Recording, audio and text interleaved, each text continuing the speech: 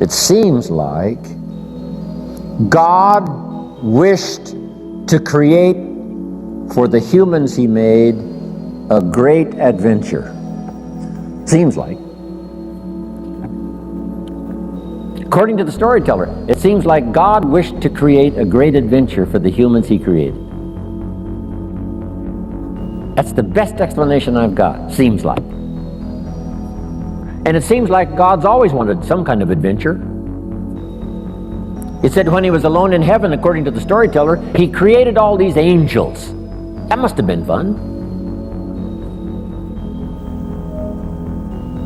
Doesn't say how long it took. Doesn't say how many. But evidently, He sought adventure.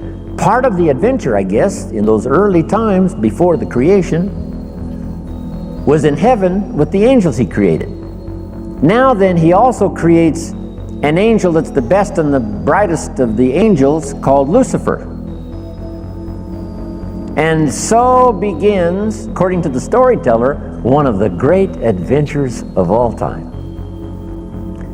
And along the way, the idea occurred to Lucifer that he could take over God's place, become God in His place.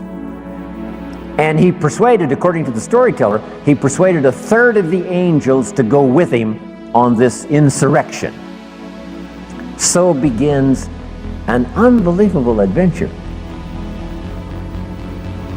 Seems like that's what God wishes. Some great adventure. Not just sit up there and float around on a cloud. Create some angels, create Lucifer. Lucifer persuades a third of the angels to go with him in insurrection. Now they lose out, and uniquely enough, according to the storyteller, God doesn't kill them all.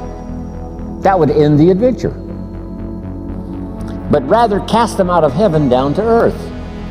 And so now continues this unique story of Lucifer and the third of the angels now cast to earth, creates another adventure. Interesting. The Bible is such a fascinating book, giving us seemingly, what God delights in, and seems like God delights in creating this unique adventure.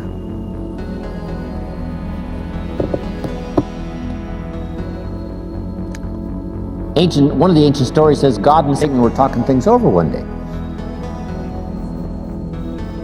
I thought, well, that doesn't seem possible. But the storyteller says they're looking down on the earth and they're talking things over. I thought, wow, that's remarkable. God and Satan getting together and talking things over. Now, the storyteller doesn't give us many details, so we've got to use our imagination. And on this particular occasion, God got to bragging on one of His favorite creation, His favorite persons, called Job. He said, Job and I have got this great friendship going. Job and I, we walk together. Job and I plan the future together. Job, Job, Job. Finally, Satan had it up to here with Job, Job, Job. And he said, yeah, God, Job, you've got a wall built around him. I can't get to him.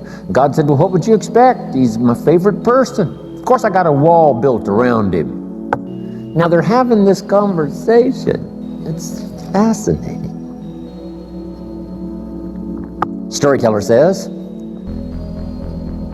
Satan gets this bright idea. Said, hey, God, let's try this. God said, what? If you'll take the wall of protection down from around your favorite friend, Job, he said, I promise you within a short period of time, your favorite friend will curse you to your face. God said, no, He'd never do it, not in 100 years, no matter what. Satan said, well, how are we going to know? Would you like to make a wager? It doesn't give us the details of the wager.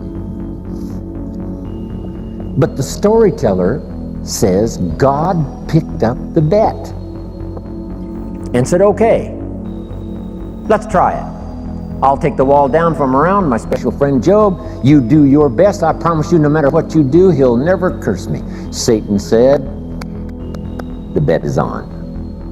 According to the terms of the wager, God did take the wall down from around his special friend Job, and Satan then does one of his all-time famous numbers. According to the storyteller, first Satan took his wealth, stripped him of his wealth.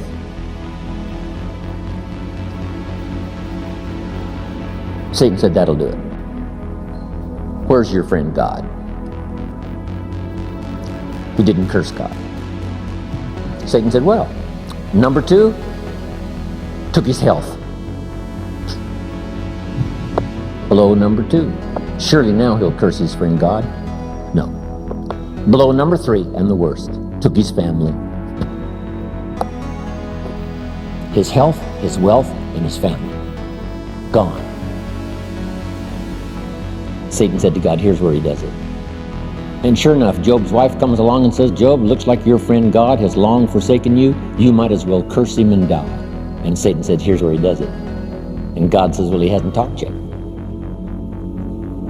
And while they both listen, Job says, never would I curse my friend God no matter what happens. God said, I knew it. I knew it. And picked up the bet. Whatever it was, doesn't tell me. Isn't that a fascinating story? Now, I say all of that to illustrate this. It seems like God delights in great adventure. And the only way to have great adventure, it seems like, is to have both danger and opportunity, and us with the possibility of figuring it out.